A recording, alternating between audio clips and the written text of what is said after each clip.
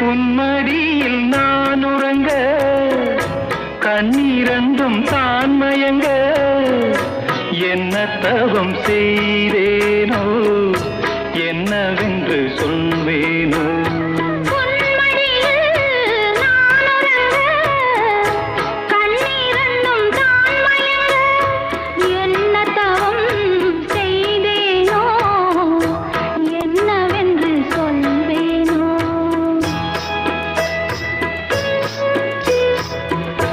ஏழ் பிறப்பும் இணைந்திருக்கும் சொந்தம் இந்த சொந்தமம்மா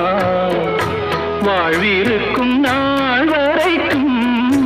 தஞ்சமுந்தன் நெஞ்சமம்மா